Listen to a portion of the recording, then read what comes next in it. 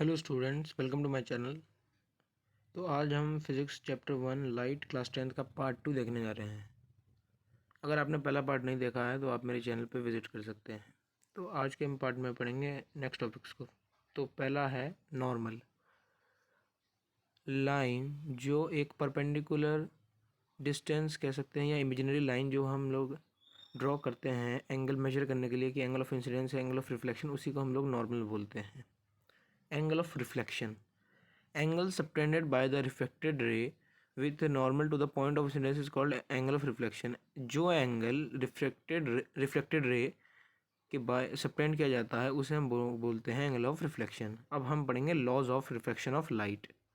तो पहला लॉ कहता है कि angle i equal to angle r, यानी कि angle of incidence equal to angle of reflection. और दूसरा जो लॉ है इसका वो कहता है कि angle of incidence, angle of reflection और नॉर्मल सेम प्लेन में लाई करते हैं।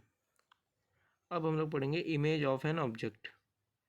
जब लाइट रेज रिफ्लेक्ट करती हैं तो दो टाइप्स की बनती है इमेज, या तो रियल इमेज और या तो वर्चुअल इमेज। रियल इमेज तब हम कहते हैं जब वो लाइट रेज रिफ्लेक्शन के बाद एक्चुअल में मीट करें, तो उनसे बोलते हैं हम लोग रियल इमेज। और रियल इमेज हमेशा स्क्रीन पे बनती है। वर्चुअल इमेज, जब लाइट रेज रिफ्लेक्शन के बाद नहीं मिले लेकिन हमें उन्हें अपेयर टू मीट, यानी कि हम उन्हें मिला दें, तो उसे बोलते हैं वर्चुअल इमेज। वर्चुअल इमेज कभी स्क्रीन पर नहीं बन सकती और ये मिरर या लेंस के थ्रू बनती है erect. Image formed by a plane mirror पढ़ेंगे हम लोग मान लेते हैं कि ओ ए और ओ बी दो लाइट रे है जो ऑब्जेक्ट और इंसिडेंट ए और बी से हो रही है। एंगल I1 और एंगल I2 बना रही है। आफ्टर रिफ्लेक्शन R1 और R2 इक्वल हैं I1 और I2 के। टू रेज अपेयर कर रही हैं जो डाइवर्स कर रही है पॉइंट 1 से पीछे में के। आई इमेज है उस पॉइंट की। Extended object image formed by the plane mirror.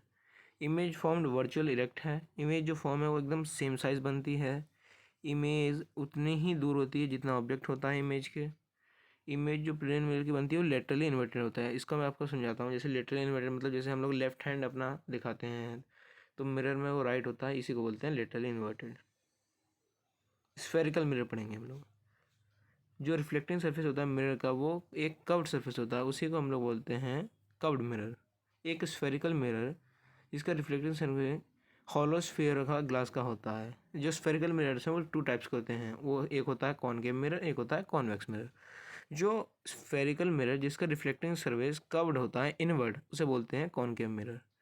और कॉन्वेक्स मिरर होता है जिसका रिफ्लेक्टिंग सरफेस आउटवर्ड होता है रिफ्लेक्टिंग सरफेस, उसे बोलते हैं हम लोग कॉन्वेक्स मिरर। पोल, अब हम लोग पढ़ेंगे पोल क्या होता है। जो सेंट्रल पॉइंट होता है रिफ्लेक्टिंग सरफेस का स्फेरिकल मिरर उसे हम लोग पोल बोलते हैं। Centre of curvature, centre of curvature होता है एक हॉलो ग्लास स्फेयर का सेंटर जिसका वो मिरर पार्ट है। Radius of curvature, radius of curvature of a spherical mirror होता है radius of sphere which is reflecting surface of the mirror, जिससे बना है वो part. Principal axis, line joining the pole and centre of curvature of the mirror is known as principal axis of the mirror. Aperture, aperture क्या होता है। Aperture एक diameter होता है स्फेरिकल मिरर का जो उस पर प्रेजेंट होता है मिरर पे। Principal focus, principal focus spherical mirror का पॉइंट होता है प्रिंसिपल एक्सिस पे जहाँ पे लाइट्स ट्रेवल करती हैं, पैरेलल होती हैं जो प्रिंसिपल एक्सिस के, और वो मीट करती हैं कॉनकेव मिरर के केस में, या अपेयर टू मीट करती हैं कॉन्वेक्स मिरर के केस में। Focal length, the distance between the pole and the principal focus of a spherical mirror is called focal length, जिसे हम लोग स्मॉल एफ से रिप्रेजेंट करते हैं। ओके अब हम लोग पढ़ेंगे image formation of spherical mirrors. So यहाँ पे दिया हुआ है आपका कॉनकेव मिरर का। तो जब पोल और फोकस के बीच में ऑब्जेक्ट होता है, तो जब हमें ये रूल हमें मालूम होना चाहिए कि जैसे ही सीधे जाएगी लाइट रे तो फोकस पे पास होगी, और हमने दूसरी रे डाल दी हमने सेंटर ऑफ कर्वेचर पे, तो जब भी सेंटर कर्वेचर पे ले जाती है वो उसी डायरेक्शन में वापस आ जाती है। तो अब हम देख पा रहे हैं कि यहाँ रियल में तो मीट नहीं हो रही, तो हम इन्हें पीछे मिला देंगे मिरर के, तो इमेज बन जाएगी वर्चुअल, इरेक्ट और इनलार्ज।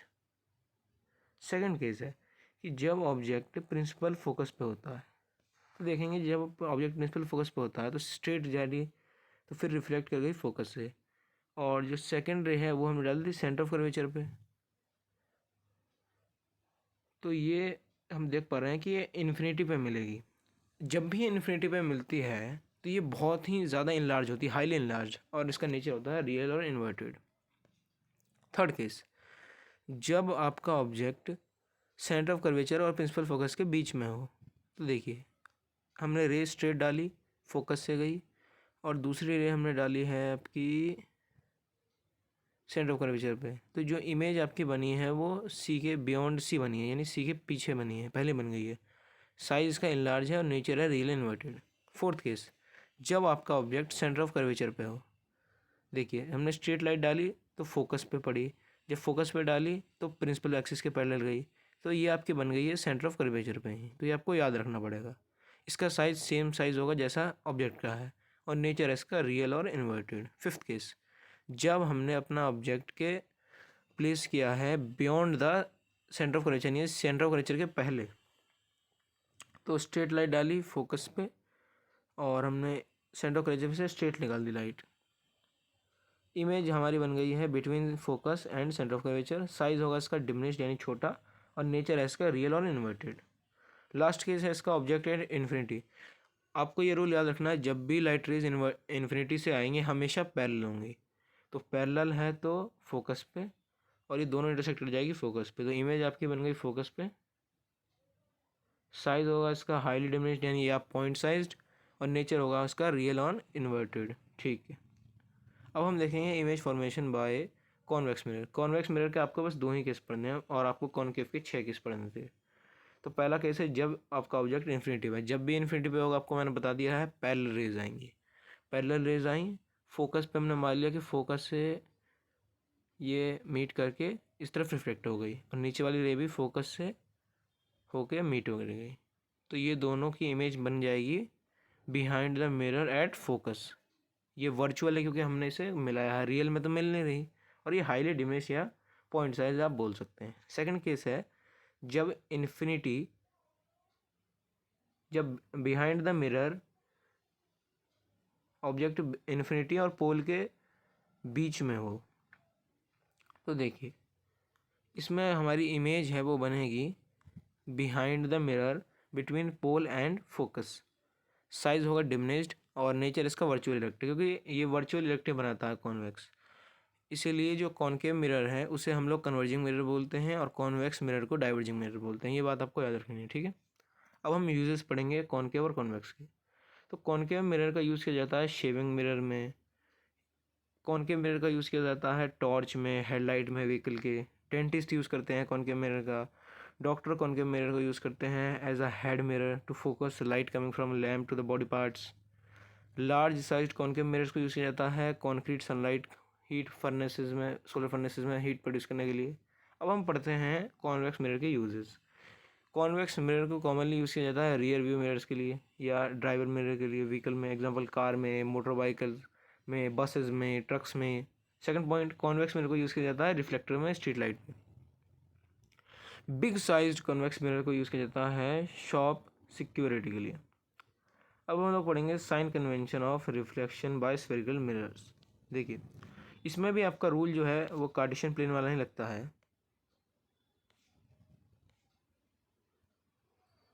तो जो लेफ़्ट साइड होता है जहाँ पे हम ऑब्जेक्ट रखते हैं वो हमेशा नेगेटिव होता है। जो मिरर के ऊपर वाली साइड है वो पॉजिटिव होगी, मिरर के नीचे जो है वो नेगेटिव होगी, और राइट साइड पॉजिटिव होगी, जो हमने कार्टेशियन प्लेन में पढ़ा है, ठीक है। अब हम पढ़ते हैं मिरर फार्मूला क्या कहता है। तो हमारा मिरर फार्मूला कहता है 1/v + 1/u = 1/f। v मतलब होती है image distance from the mirror, u होता है object distance from the mirror, और f होता है हमारा फोकल लेंथ। v आपका पॉजिटिव हो सकता है, नेगेटिव हो सकता है, लेकिन u हमेशा नेगेटिव रहता है। अब हम लोग पढ़ेंगे मैग्नीफिकेशन का फॉर्मूला। तो मैग्नीफिकेशन कहता है m = -v/u, और एक और फार्मूला है m = hi/ho, ठीक है। अब इसमें कुछ रूल्स होते हैं, जैसे कि अगर आपका मैग्नीफिकेशन 0 के इक्वल है तो इमेज है वो ऑब्जेक्ट के सेम साइज़ की है। अगर m > 1 है तो इमेज है वो बड़ी है, और अगर m लेस देन 1 है तो इमेज आपकी डिमिनिश्ड या छोटी है। ठीक है, तो यहाँ पे आपका रिफ्लेक्शन वाला पार्ट हमने कंप्लीट कर दिया है। अब हम चलते हैं रिफ्लेक्शन पे। तो रिफ्लेक्शन क्या है? रिफ्लेक्शन एक फिनोमेना है जिसमें लाइट रे बेंड हो जाती है जब वो एक मीडियम से दूसरे मीडियम में जाती है। अब मीडियम भी दो तरह के होते हैं, एक मीडियम होता है डेंसर मीडियम, एक होता है रेयर मीडियम। डेंसर मीडियम उसे बोलते हैं एक मीडियम जिसमें स्पीड ऑफ लाइट कम होती है, उसे हम लोग बोलते हैं ऑप्टिकली डेंसर मीडियम। और एक रेयर मीडियम होता है जिसमें स्पीड ऑफ लाइट बहुत ज़्यादा होती है। फर्स्ट केस में मैंने आपको दिखाया हुआ है इमेज के थ्रू, डायग्राम के थ्रू, कि हमारा ये रे ऑफ लाइट जा रही है denser to rarer, sorry rare to denser. तो जब आपको ये रूल याद रखना है कि जब भी रेयर से डेंसर में जाएगी तो टुवर्ड्स द नॉर्मल जाएगी, और जब भी वो डेंसर टू रेयर जाएगी तो अवे फ्रॉम द नॉर्मल जाएगी। ठीक है। इंसिडेंट रे लाइट रे होती है जो फर्स्ट मीडियम से जाती है, ट्रैवल करती है। नॉर्मल हमने समझ लिया था, आपको एंगल ऑफ इंसिडेंस मैंने समझा दिया था। अब रिफ्लेक्टेड रे वो होती हैं जो लाइट रे सेकंड मीडियम में ट्रैवल करती है after reflection. Angle of reflection, angle separated by the reflected ray from the normal is called the angle of reflection. Causes of reflection, the basic cause of reflection is the change of speed of light while passing through the transparent medium, यानी कि जो light की speed change होती है इसी की वजह से जो आपका रिफ्लेक्शन होता है। अब यहाँ भी दो लॉ पढ़ने हैं आपको रिफ्लेक्शन के। तो पहला लॉ कहता है इंसिडेंट रे, रिफ्लेक्टेड रे और नॉर्मल सेम प्लेन में लाई करता है, और दूसरा लॉ कहता है आपका sine i upon sine r equal to constant, और ये कॉन्स्टेंट ही रिफ्लेक्टिव इंडेक्स होता है। जब आप लोग मैथ्स पढ़ेंगे क्लास 10th की तो आप तो समझ जाएंगे कि साइन और कॉस क्या होते हैं। ये एक ट्रिग्नोमेट्रिक रेशियो है, आप समझ जाएंगे जब आप चैप्टर पढ़ेंगे। रिफ्लेक्टिव इंडेक्स हमने देख लिया है यहाँ पे, इसे हम एन से रिप्रेजेंट करते हैं। अब रिफ्लेक्टिव इंडेक्स भी दो तरह के होते हैं, मैं आपको इसकी कुछ ट्रिक्स दूंगा जिससे आप याद कर पाओगे। रिलेटिव रिफ्लेक्टिव इंडेक्स, तो रिलेटिव रिफ्लेक्टिव इंडेक्स होता है मीडियम 2 का विथ रिस्पेक्ट टू 1, इसे ऐसे लिखा जाता है। इसे आप मान सकते हो जैसे रिलेटिव है तो आपको रिस्पेक्ट करनी पड़ेगी, तो इसे हम लिखते हैं n/1, यानी reflective index of second medium in respect to 1 equal होता है v1/v2। तो अगला पार्ट है इसका absolute reflective index. Absolute reflective index तब कहा जाता है जब हमेशा हमें पता हो कि पहला मीडियम एयर है, तो इसका फॉर्मूला होता है n=c/v। अब हम देखते हैं क्या रिलेशन होता है रिलेटिव रिफ्लेक्टिव इंडेक्स और एब्सोल्यूट रिफ्लेक्टिव इंडेक्स के बीच में। सो n=c/v फर्स्ट इक्वेशन और n2=c/v2 ये सेकंड इक्वेशन है। जब हम इक्वेशन 1 को इक्वेशन 2 को इक्वेशन 1 के बाय डिवाइड करेंगे तो हमें मिलता है n2/n1 = v1/v2 और n1/n2 = 2n1। ओके, अब हम लोग देख लेते हैं reflection through a rectangular glass slab. हमने लाइट इंसिडेंट किया, हमने नॉर्मल ड्रॉ किया, तो पहला जो एंगल बन गया हमारा बन गया एंगल ऑफ इंसिडेंस। अब हम देख सकते हैं रेयर से डेंसर में जा रही है लाइट, तो रेयर से डेंसर में जाएगी तो ये जाएगी टुवर्ड्स द नॉर्मल, तो ये टुवर्ड्स द नॉर्मल गई। अब फिर मैं जब उस लाइट को ड्रॉ करूँगा नॉर्मल, तो ये हमारा बन गया रिफ्लेक्टेड रे, रिफ्लेक्टेड एंगल। ठीक है, अब ये जाएगी डेंसर टू रेयर, तो ये जाएगी अवे फ्रॉम द नॉर्मल। इस रे को बोलते हैं इमर्जेंट रे। ओके, अब हम देख लेते हैं क्या इलस्ट्रेशंस होते हैं रिफ्लेक्शन ऑफ लाइट के। कभी कभार आपने भी बचपन में देखा होगा कि जो पेंसिल है हमें कभी कभार लगती है पानी में डूबी हुई, तो ऐसा लगता है रिफ्लेक्शन की वजह से कि वो टूट गई है या टेढ़ी लगती है। अगर हम सिक्के को प्लेस कर दें भरे हुए पानी में तो हमें नकली गहराई दिखती है कॉइन की, जो उसकी असली गहराई से बहुत ही कम होती है। अब हम लोग पढ़ेंगे स्फेरिकल लेंस क्या होता है। स्फेरिकल लेंस दो तरह के होते हैं, कॉन्वेक्स लेंस और कॉनकेव लेंस। लेंस एक ट्रांसपेरेंट ग्लास का पार्ट होता है, जिसके दो स्फेरिकल सरफेस होते हैं। कॉन्वेक्स लेंस यहाँ पे मिरर का बिल्कुल अपोजिट होता है। मिरर में हमने पढ़ा था कॉनकेव मिरर और कॉन्वेक्स मिरर में कि कॉनकेव होता है कन्वर्जिंग और कॉन्वेक्स होता है डाइवर्जिंग, लेकिन यहाँ पे कॉन्वेक्स होता है कन्वर्जिंग और कॉनकेव होता है डाइवर्जिंग। अब हम पढ़ेंगे कि लेंस की क्या क्या इंपॉर्टेंट टर्म्स होती है। जैसे वहाँ पे हमने सेंटर ऑफ कर्वेचर पढ़ा था, यहाँ पे होता है ऑप्टिकल सेंटर, और यहाँ पे प्रिंसिपल एक्सिस होती है, प्रिंसिपल एक्सिस। अपार्चर होता है सेम है। प्रिंसिपल फोकस यहाँ पे हमने जो पढ़ा था, यहाँ पे दो तरह के होते हैं फोकस, एक होता है f1, एक होता है f2।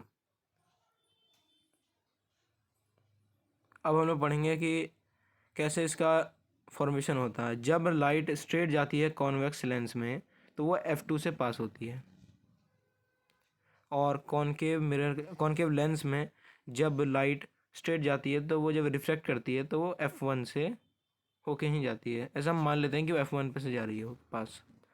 सेकंड, जब रे ऑफ लाइट F1 पे पड़ती है कॉनकेव लेंस में, कॉन्वेक्स लेंस में, तो वो स्ट्रेट चली जाती है प्रिंसिपल एक्सिस के। और जब कॉनकेव लेंस में लाइट स्ट्रेट जाती है ऑप्टिकल सेंटर से। अब हम लोग पहला केस पढ़ते हैं कॉन्वेक्स लेंस का कैसे होता है। तो जब ऑब्जेक्ट F1 और ऑप्टिकल सेंटर के बीच में रखा होता है तो हमारी जो इमेज है वो बनती है सेम साइड ऑफ लेंस, और ये वर्चुअल इरेक्ट होता है क्योंकि ये पैरेलल तो है नहीं, जो हम कहते हैं इन्फिनिटी में, तो इसे हम पीछे बना देते हैं, तो इसे बोलते हैं सेम साइड ऑफ लेंस। तो इसका साइज़ होता है इनलार्ज और नेचर होता है वर्चुअल इरेक्ट, यानी कि काल्पनिक, ये कोई असली रे से नहीं बना है। सेकंड केस होता है आपका जब ऑब्जेक्ट F1 पे रखा हो। जब F1 पे रखा है, एक मैंने डाला स्ट्रेट तो जाएगा F2 से, दूसरा मैंने स्ट्रेट डाल दिया तो ये पैरेलल मुझे दिख रही है, तो ये इसकी इमेज बन जाएगी इन्फिनिटी पे। मैंने आपको बताया है जब भी इन्फिनिटी पे होगी तो इसका नेचर होगा रियल इन्वर्टेड और इसका साइज जाएगा हाईली इनलार्ज। थर्ड केस हम पढ़ेंगे जब ऑब्जेक्ट आपका F1 और 2F1 पे रखा हो। जब आपका ऑब्जेक्ट F1 और 2F1 के बीच में रखा हो, तो जब F1 और 2F1 के बीच में होगा तो स्ट्रेट गया F2 से, और दूसरा मैंने डाल दिया ऑप्टिकल सेंटर से, तो इसकी इमेज कहाँ बन रही है? इमेज बन रही है इसकी 2F2 के बियॉन्ड, यानी कि पीछे। साइज क्या है इसका? इनलार्ज है क्योंकि ये बहुत बड़ी है जो आपका रियल ऑब्जेक्ट था, और नेचर है इसका रियल इन्वर्टेड। फोर्थ केस है आपका जब ऑब्जेक्ट आपका 2F1 पे रखा हो। तो मैंने मान लिया कि एक रे स्ट्रेट गया तो मैंने मान लिया F2 से, और एक मैंने डाल दिया ऑप्टिकल सेंटर से, तो इसकी इमेज बन जाएगी आपकी 2F2 पे। साइज होगा same size as the object, और नेचर है इसका रियल और इन्वर्टेड। फिफ्थ केस पे चलते हैं जब ऑब्जेक्ट आपका 2F1 के पीछे रखा हो। तो स्ट्रेट गया तो F2 से, और ऑप्टिकल सेंटर से जब भी जाएगा स्ट्रेट जाएगा, तो इसकी इमेज बन गई आपकी between F2 and 2F2। Size है इसका डिमिनिश्ड और नेचर रियल और इन्वर्टेड। जब ऑब्जेक्ट इन्फिनिटी पे हो, जब भी ऑब्जेक्ट इन्फिनिटी को मैंने आपको पढ़ाया है, स्ट्रेट लाइट्स आएंगी, मतलब पैरेलल लाइट्स आएंगी रेज, और ये मिल जाएगी जाके F2 पे।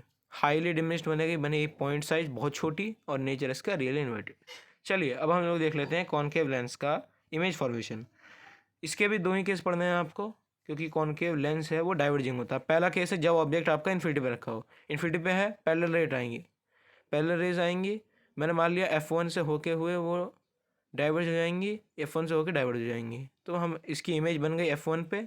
ये हमने माना है इसलिए वर्चुअल इरेक्ट है और ये पॉइंट साइज है, ठीक है। सेकंड केस है जब इन्फिनिटी और ऑप्टिकल सेंटर के बीच में हो, तो इमेज इसकी बनेगी आपकी F1 और ऑप्टिकल सेंटर के बीच में। साइज होगा डिमिनिश यानी छोटी, और नेचर हमने खुद से बनाया है तो वर्चुअल इरेक्ट है क्योंकि ये रियल रेल से नहीं बना है। ओके, चलिए अब हम लोग देख लेते हैं स्फेरिकल लेंस कॉनकेव और कॉन्वेक्स का क्या क्या यूज़ होता है। कॉन्वेक्स लेंस का यूज़ किया जाता है चश्मों में करेक्ट करने की साइटेडनेस के डिफेक्ट के लिए, और कॉन्वेक्स लेंस का फोकल लेंथ छोटी होती है जो मैग्नीफाइंग ग्लास के लिए यूज़ की जाती है। कॉन्वेक्स लेंस को हम लोग कॉमनली यूज़ करते हैं माइक्रोस्कोप में और स्टेथोस्कोप में। कॉन्वेक्स लेंस को यूज़ किया जाता है इमेज फॉर्म करने की फोटोग्राफिक फिल्म के लिए। कॉन्वेक्स लेंस का यूज़ किया जाता है रिसर्च लाइट और प्रोजेक्टर के लिए। ह्यूमन आई लेंस एक कॉन्वेक्स लेंस होता है। अब चलिए हम लोग पढ़ लेते हैं साइन कन्वेंशन क्या होता है स्फेरिकल लेंस का। देखिए, जो आपका ऑब्जेक्ट है यहाँ पे लेफ्ट साइड रखा जाता है तो ये नेगेटिव होगा। अगर आपकी डिस्टेंस टुवर्ड्स राइट जो है वो पॉजिटिव होगी, नीचे की डिस्टेंस जो होगी वो हमेशा नेगेटिव होगी, और ऊपर की मिरर से हमेशा पॉजिटिव होगी। हमने पढ़ा है, आपको मालूम होना चाहिए। अब लेंस फार्मूला पढ़ लो। यहाँ पर लेंस फार्मूला बिल्कुल मिरर फार्मूला का अपोजिट होता है। वहाँ प्लस होता है, यहाँ माइनस होता है। वहाँ था 1/v + 1/u, यहाँ हो जाएगा 1/f = 1/v - 1/u। अब देख लेते हैं मैग्नीफिकेशन। यहाँ पे वहाँ पे -v/u था, यहाँ पे हो जाएगा v/u, सिंपल पॉजिटिव। और सेम है सेकंड वाला m = hi/ho, यानी कि height of image upon height of object. Rule आप यहाँ भी देख लो कि अगर m नेगेटिव और पॉजिटिव होगा कॉन्वेक्स लेंस में, और m हमेशा पॉजिटिव होगा कॉनकेव लेंस में। m अगर नेगेटिव है तो रियल इन्वर्टेड, m अगर पॉजिटिव है तो वर्चुअल इरेक्ट, ठीक है। अब हम लोग देखते हैं पावर ऑफ लेंस, जो लास्ट टॉपिक भी है आपका इस चैप्टर का। पावर ऑफ लेंस एक मेजर करते हैं हम कन्वर्जेंस और divergence of a light ray incident on it. इसका फॉर्मूला होता है पावर इक्वल टू 1/f, यानी कि जो पावर है वो इन्वर्सली प्रोपोर्शनल है। अगर आप पावर को बढ़ा दोगे तो फोकल लेंथ घट जाए, और अगर आप फोकल लेंथ को बढ़ा दोगे तो पावर घट जाएगी। हमेशा आपकी जो फोकल लेंथ है वो सेंटीमीटर होनी चाहिए। अगर आपको सेंटीमीटर में दी हुई है तो आप लिख सकते हैं P इक्वल टू 100/f, और अगर आपको मीटर में दी हुई है तब आप लिख सकते हैं P इक्वल टू 1/f। इस फॉर्मूला का यूज़ कर सकते हैं। जो लेंस की पावर होती है इसका एसआई यूनिट होता है dioptre. Power of convex lens positive ली जाती है, कॉनकेव लेंस नेगेटिव ली जाती है, ठीक है। अगर आपको कभी पावर निकालना पड़े टोटल तो आप सभी पावर्स को ऐड कर लेंगे, और अगर आपको फोकल लेंथ निकालनी पड़े तो आप 1/f1 1+f2 इन्हें ऐड कर लेंगे सबको, ठीक है। तो कुछ न्यूमेरिकल्स हैं इस पीडीएफ में, मैं आपको देके जा रहा हूँ। आप इन्हें कुछ खुद से भी ट्राई कर सकते हैं, और मैंने इसमें इनका सॉल्यूशंस भी दे रखा है। So thank you for watching. मिलते हैं आपको नेक्स्ट चैप्टर में। Bye bye.